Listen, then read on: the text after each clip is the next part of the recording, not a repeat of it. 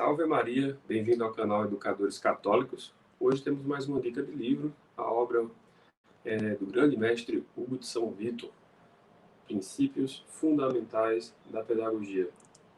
Essa publicação é até recente, no caso essa capa dura aqui, bonita, né? Feita pela Associação Centro Cultural Hugo de São Vítor, lá de Foz do Iguaçu, e tem uma coletânea com 3 textos do Hugo de São Vítor, além de um texto introdutório realizado pelo tradutor da obra, e um ensaio do Monsenhor Hugonin, que foi bispo de Bayeux e Lisieux no século XIX. Bom, falar do Hugo de São Vítor é muito especial para a educação católica, haja vista que pode ser considerado o primeiro pedagogo, ou seja, a primeira pessoa que quis sistematizar uma forma de aprender e escreveu sobre a forma de aprender. Isso é muito importante. Ele é um teólogo do século XII, da escola de São Vítor, por isso tem esse nome, ficava aos arredores de Paris, e deixou ainda muitas outras obras, como, por exemplo, a relação com a educação, tem o Didascálico, mas fez também uma grande obra de teologia, como o De Sapientia Christiani, que foi, digamos, o precursor das Sumas. Inclusive, o tradutor de uma outra obra dele, o tradutor do Didascálico, disse que não fosse o brilhantismo de Santo Tomás, já um século depois, talvez o Hugo de São Vítor fosse mais conhecido posteriormente. A questão é que ele foi o maior teólogo do seu século, gerou uma escola, uma coisa tão boa, que logo depois veio o Santo Tomás de Aquino.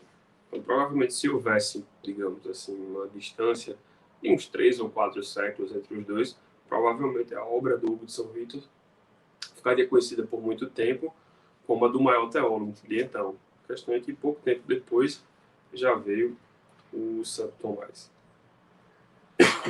Desculpa. Então, vamos lá. Falar rapidamente aqui dessa obra. Tem uma coletânea, como eu disse, de textos, e principalmente o destaque para, obviamente, os textos do próprio Hugo de São Vítor. Vamos lá. Tem uma introdução, como eu disse, feita pelo tradutor da obra, o ensaio sobre a fundação da Escola de São Vítor de Paris, então tem um aspecto histórico que é contado lá. Tem também 2 opúsculos importantíssimos, que são o opúsculo sobre o modo de aprender e meditar e o opúsculo sobre a arte de meditar. Por fim, fala ainda sobre o Tratado dos 3 Dias. Okay? Então, sobre essa obra, vou dar aqui alguns destaques. Obviamente, a gente não vai falar pormenorizadamente, até porque muito desses vídeos é que sejam curtos, para que estimule aqueles que queiram conhecer um pouco mais a obra. Bom, o Hugo de São Vítor tem um papel muito importante, sobretudo na questão dessa relação da busca pela contemplação. Ele diz que é o grande fim da educação. Ora, o fim mesmo do homem, o fim último do homem é rumar à santidade. Você já tem na Bíblia, todos temos essa vocação para ser santos, seja qual for o estado de vida.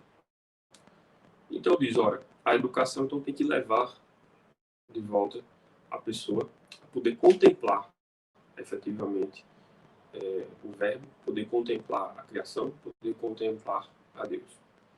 Esse aqui é o grande fim.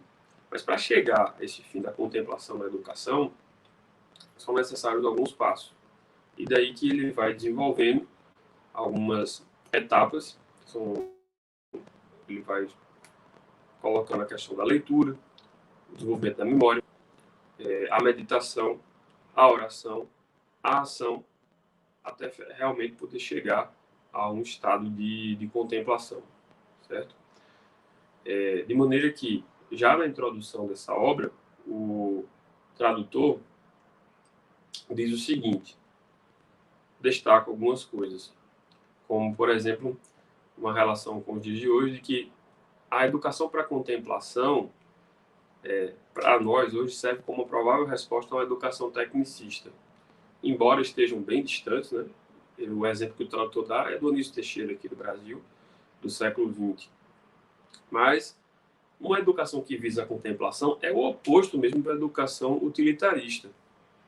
Então, ele cita, o tradutor cita o Anísio Teixeira, quando diz que hoje todos têm que produzir técnicas científicas industriais sobrepuseram-se aos encantamentos da vida do espírito. E perceba que ir em busca de contemplar algo, contemplar a verdade, contemplar o próprio Deus, e ter a valorização da elevação da alma, a busca por virtudes, é algo que está completamente oposto a essa educação utilitarista. Então, o que se busca é o enobrecimento da alma em busca de uma contemplação, e esse enobrecer da alma esteve presente em todas as fases de educação, exceto a modernidade. Então, já na Grécia Antiga, e mesmo também no Egito Antigo, o abstrato tradutor, isso já existia.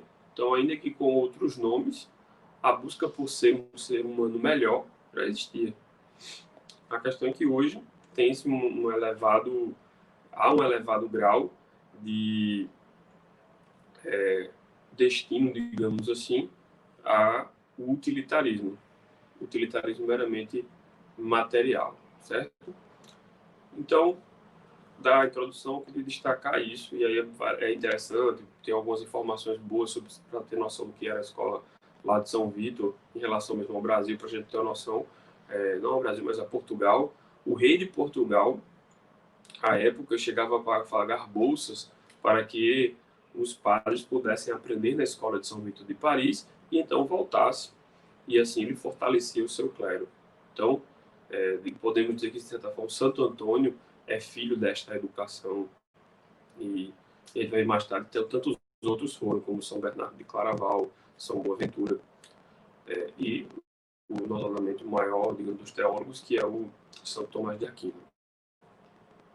Então, a segunda parte dessa obra é um ensaio feito pelo Monsenhor Bonan, que veio a ser bispo, como eu disse, de Bahia e Lisieux. Só curiosidade, sempre foi bispo da cidade de Lisieux, justamente na mesma época em que viveu a Santa Teresa, Santa Teresinha, né?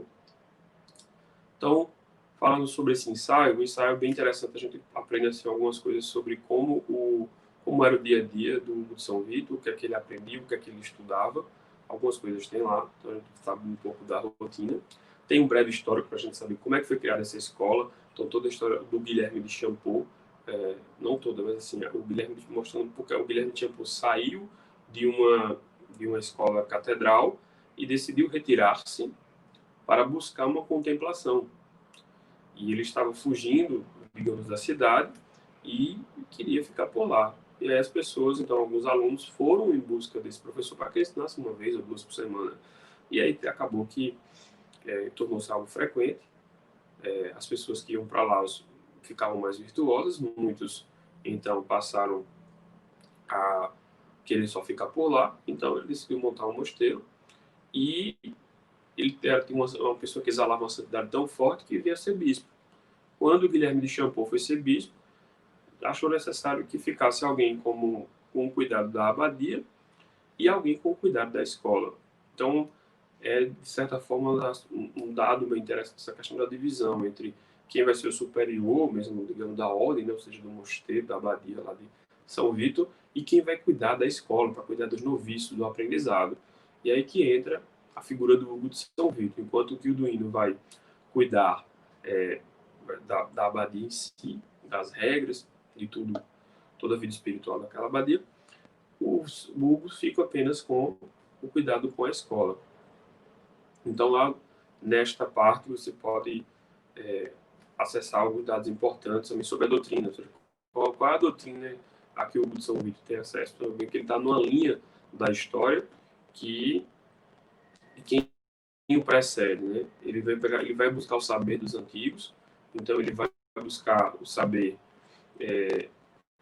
um pouco antes dele, ainda na Idade Média, né? ele teve a influência de Boécio, ele tem a influência de Santo Agostinho, e também não despreza, porque ele diz, não, uma característica é a humildade, ou seja, não desprezar de aprender com ninguém, e ele vai aprender com os gregos também.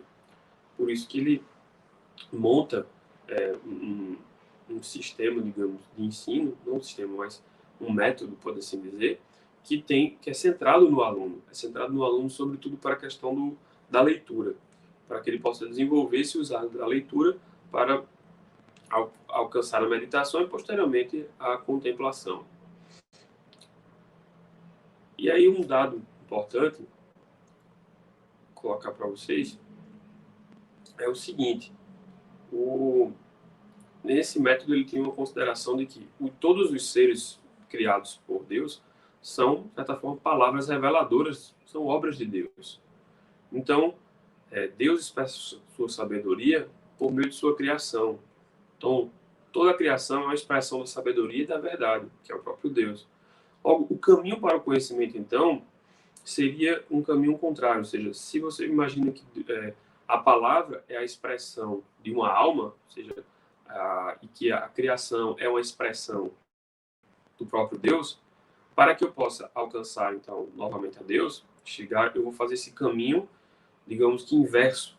Eu vou, em vez de vir a alma que leva a uma expressão que é a palavra, eu parto da palavra para chegar à alma.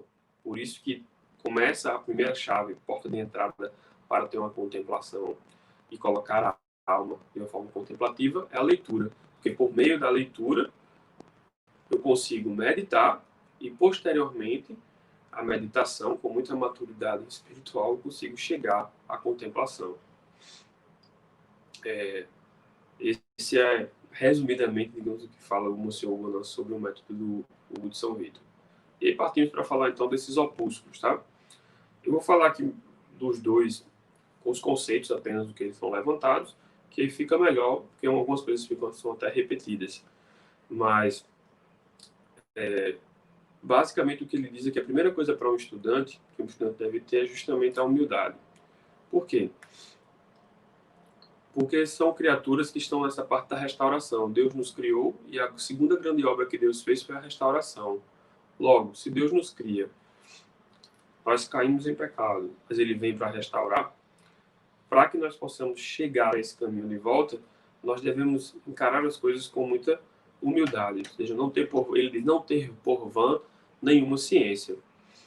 Então, mas isso não é preciso a gente entender direitinho isso, que o que é que está incluso aí para o aprendizado. Não é que qualquer pessoa vai ser capaz, porque pode ser que realmente tenha gente que vá lá e vai ensinar algo que seja positivo. Mas o que é primordial é saber que a pessoa tem que ser humilde porque ela deve saber ser corrigida. Ela deve saber que existe uma pessoa que ela está conhecendo naquele momento, para que ela foi levada lá, no caso, para a escola de São Vítor, e acontece isso também nos dias de hoje, nós devemos aprender a sermos corrigidos. Para sermos corrigidos, devemos ter humildade. E aí ele fala 3 coisas muito necessárias a qualquer estudante: a natureza, o exercício e a disciplina. Bom, tudo isso gira em torno do seguinte: o aprendizado do Hugo de São Vítor vai inicialmente para um fortalecimento da memória, para que nós possamos guardar em nós a sabedoria. Porque tendo isso memorizado, tendo o melhor daquilo memorizado, nós temos condições de fazer o quê? De fazer uma boa meditação. Se nós não retemos o conhecimento, não temos memória para reter o conhecimento, nós não vamos ir para o segundo passo, que é justamente esse da meditação, certo? Então, natureza, exercício e disciplina. Bom, natureza é a consideração de que somos uma obra de Deus e que dentro de nós somos um seres que temos alma. Se temos alma, lá na nossa alma nós temos uma potência chamada inteligência e temos condições, então, temos uma faculdade própria que pode ser desenvolvida, que é a memória. Então, essa consideração de que nós temos um engenho, nós somos propícios a tal. Sendo propícios a tal, nós devemos apenas o quê? Exercitar. E exercitar a partir de quê? A primeira coisa que nós podemos exercitar é justamente por meio da leitura. Lendo, nós temos condições de memorizar. Então, é essa junção, ou seja, de querer reter, mas não reter por reter o conhecimento. É reter para, posteriormente, poder meditar. Isso é importante. Quando ele fala da leitura, ele diz que uma coisa muito boa da leitura é a questão da divisão. Ou seja, é ler tudo por meio de divisão. Você ter capacidade de ler e de, posteriormente, dividir esse conhecimento. Isso fica muito prático, porque nos textos do São Vítor são muito curtos mesmo, porém você tem que parar um bom tempo para entender, porque ele coloca frases concisas, ou seja, muito diretas, e vai dividindo as coisas, ou seja, ele vai dizer que faz parte do exercício justamente a leitura e a meditação. E a leitura, você pode ter 3 tipos de leitura: a leitura de quem é aluno, a leitura de quem é professor e a leitura por, digamos, entretenimento. Então ele vai sempre fazendo isso, ele vai dando essas divisões, porque ele diz que é típico de quem lê, para buscar esse conhecimento, certo? Então, a natureza, nós temos esse engenho, temos essa capacidade comum de poder reter, de poder estudar, mas nós precisamos desse exercício, que é por meio da leitura e da memória. E por fim, a disciplina, que aqui, no caso, tem muito a ver com a questão de regra de vida, conduta de vida. Vamos lembrar que a gente está falando da época de mosteiros, então você pode estudar um pouco aí, vai olhar que existem mosteiros com suas regras de vida, né? A regra beneditina, a regra agostiniana, a regra carmelita. O que ele está dizendo aqui não é uma regra vinculada a uma ordem específica, mas é ter uma regra na sua vida que lhe conduza a uma ordem e que dê uma disciplina para que você tenha uma boa vida espiritual, uma vida saudável, de estudos e uma vida de oração, mas com disciplina. Então, ou seja, não é a disciplina da ordem tal, mas é um estilo de vida que lhe dá uma disciplina, que lhe dá uma regra, em busca de uma espiritualidade. E um dado importante, eu vou estar aqui para vocês, que consta nesses opúsculos, essa divisão de três coisas, três visões da alma, né? Para a gente não confundir: o pensamento, a meditação e a contemplação. Então, o que é que seriam esses três? A primeira parte é o pensamento, né? O pensamento não é algo do qual ele trata. Ele trata basicamente de meditação e contemplação. Mas para explicar meditação e contemplação, convém falar de pensamento.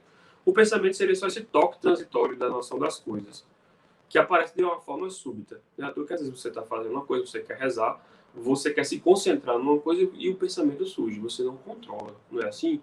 A gente está num momento de uma aula, num momento de oração, e de repente pensa, sei lá, na panela que deixou, numa conta que não pagou. O pensamento surge, ele é um toque transitório, certo? O segundo ponto é a meditação, né? Aí já é uma coisa da qual ele trata, que seria essa recondução do pensamento, ou seja, eu vou reconduzir de uma forma assídua e sagaz do pensamento para uma explicação de algo que estava obscuro. Então agora existe uma vontade, eu não quero pensar, não deixo apenas que o pensamento surja e saia. Eu quero realmente me concentrar. Então a meditação é justamente isso. Eu vou reconduzir esse pensamento para algo da minha vida, porque pode meditar sobre costumes ou se pode meditar sobre o que se lê, certo? Então você tem foco, você tem penetração. Geralmente a meditação é sobre pontos específicos que estão obscuros. E por fim, a contemplação seria uma visão livre, né, perspicaz da alma, das coisas esparsas, já manifestas. Aí é um estado bem mais elevado em que a pessoa não mais vê cada coisinha separada, mas consegue contemplar, ou seja, consegue ver tudo, consegue ter uma visão livre, perspicaz. É uma etapa bem mais à frente, e ele tem um opúsculo só para tratar. Aliás, ele fala o opúsculo sobre a meditação, mas dizendo que a contemplação é que realmente é o grande fim da educação. Então, nesta ordem para ter esse fim, olha só como é. Eu leio para então poder meditar, ou seja, reconduzir o meu pensamento sobre aquilo que eu leio, para depois então poder orar sobre aquilo que eu meditei, porque eu tenho as coisas meditadas, eu tenho as coisas bem ordenadas. Depois eu tenho a condição de ir para a ação, ou seja, eu vou agir porque eu orei. Depois de agir, esse meu agir está completamente fincado dentro de uma oração, de uma vida de oração, e aí de uma maneira tal que eu vivo, eu ajo de uma maneira ordenada porque está meditada. Para então, depois que eu estiver já no agir, um agir frequente numa vida de oração, ou seja, tudo no meu agir é um reflexo de Cristo. Aí sim eu tenho condições de dizer, estou perto, já estou chegando aqui para contemplar a Cristo. Mas ele disse que no dia a dia da nossa vida a gente pode sempre voltar às casinhas anteriores. Então, você tem uma grande lição na sua vida, se for meditar sobre costumes, né? Ou mesmo em relação a conhecimento sobre estudos, notadamente você tem que fazer o quê? Antes de tomar qualquer operação, seja fazer a ação, você reza para agir, não acontece isso? Só que você não sabe se está rezando direito. Então, se você não está rezando direito, você tem que voltar a meditar sobre determinados pontos, para quando for no momento de rezar, você já invocar aquilo que foi meditado. Mas, para meditar, você tem que reter na sua memória, ter sabedoria, ter conhecimento das coisas, sobre o que você vai meditar. E aí, caso você não tenha, esteja em dúvida, você volta e vai rezar, certo? Então, são esses pontos, ele diz que você vai e volta ao longo da vida, esses 4 pontos. Primeiro, né, leitura, meditação, oração e operação, ou logo ação. Para quê? Para que quando você chegue a determinado momento da maturidade, você realmente tenha condições de contemplar, certo? Bom, sobre o Tratado dos 3 Dias, é o terceiro texto do Hugo de São Vítor que está nesta obra. O Tratado dos 3 Dias trata basicamente dessa contemplação do Verbo de Deus pelas coisas visíveis. Então, é bem interessante, porque nessa aqui ele dá essa divisãozinha, tudo em 3, né? E, obviamente, também fala da Trindade. Então, a citação dele aí, o verbo da bondade e a vida de sabedoria que fez o mundo tornar-se, manifesta pela contemplação do mundo visível. Então, ou seja, existem coisas invisíveis, porém, nós temos condições de contemplar apenas aquilo, desculpe-me, eu tenho condições realmente de ver aqui no mundo, são justamente essas coisas que Deus criou. Então, por meio das coisas visíveis, por meio dessa contemplação das coisas visíveis, posso ter condições de alcançar algo, um rastro, digamos, das coisas invisíveis do próprio Deus. Então, quais são as 3 coisas invisíveis de Deus? A potência, a sabedoria e a benignidade. Então, ele vai falar justamente, a potência é justamente criadora, a sabedoria ela é governante, ou seja, a sabedoria governa. Então, veja que tem uma relação, né? A potência é aquilo que cria. Logo, a gente já vê, logo vai ter uma relação com o pai criador. A sabedoria já tem a inteligência, já tem uma relação com o filho. A sabedoria governa. E, por fim, ele fala ainda da benignidade. E é interessante que elas estão todas elas reunidas. Vou pegar aqui uma citação que diz o seguinte: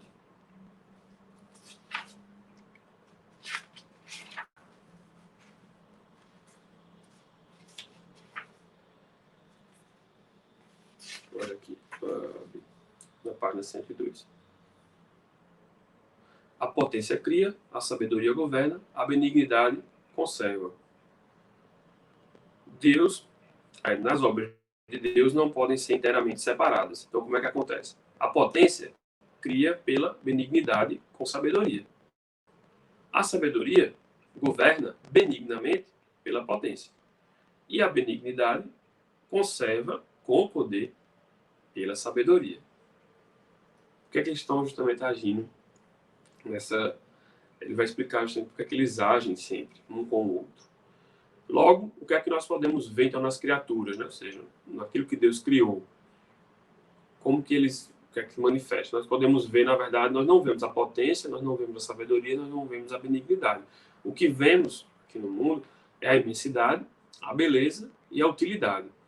Então, conseguimos ver que a criação, ela pode ter... As coisas têm um tamanho elevado, seja uma árvore, seja uma pessoa, e conseguimos ver também pela multitude, ou seja, tem uma multidão. existem muitas árvores, existem muitas pessoas. E assim com todas as coisas de Deus, né? Conseguimos ver, então, a beleza, e vejam que a imensidade, então, reflete a potência, a potência, que é a criação. A beleza reflete a sabedoria, que é o governo. E, por fim, a utilidade reflete a benignidade. Nós conseguimos, então, ver a utilidade das coisas, mas aí é importante destacar que a utilidade dessas coisas valem na medida que levam para o fim último do homem, que é a contemplação de Deus, seja enxergar, ver o próprio Deus. Certo? E existem, portanto, as três pessoas da Trindade Santa. O Pai, o Filho e o Espírito Santo, que, como disse, o Pai é o Criador, o Filho é a sabedoria, o Espírito Santo é a benignidade. E aí ele conclui justamente nos 3 dias da luz invisível. Todos temos na nossa alma 3 dias da luz invisível. O dia do temor, o dia da verdade e o dia do amor. Como que seria então a relação?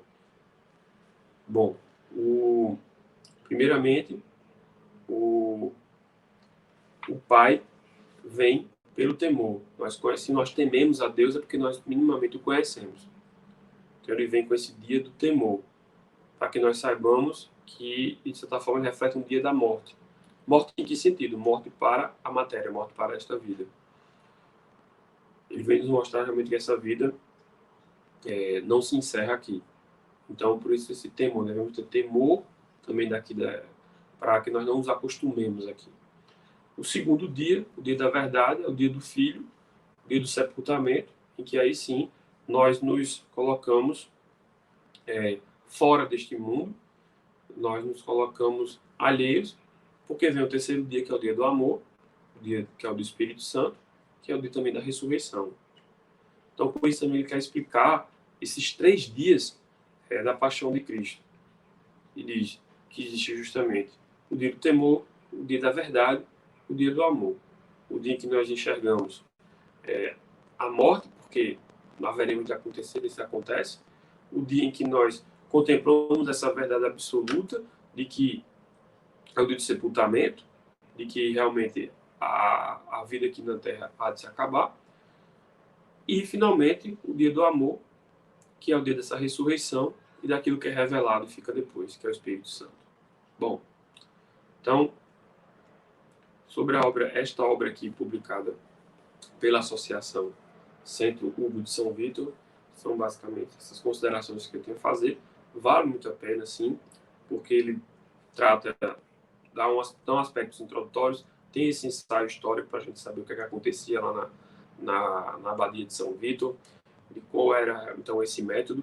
E ele serve muito, eu recomendo, caso você tenha mais dificuldades, você pensa, nossa, os textos dele são textos do século XII. Então, eu recomendo ler pelo menos o ensaio introdutório, a introdução e o ensaio do Monsenhor Bonan. E depois pode até para outra obra do São Vítor, que é o Didascálico, para então partir de volta para esses opúsculos, já que os opúsculos são bons porque são curtos, porém são muito profundos. E aí isso pode ficar um pouco difícil para alguns, porém, se achar que dá para encarar, vai, lê isso daqui, lê o Didascálico e depois volta. Eu acabei fazendo isso e foi muito bom para poder entender um pouco melhor essa pedagogia do Hugo de São Vítor. Bom? Então, Deus abençoe. Salve Maria Imaculada. Até a próxima. Forte abraço.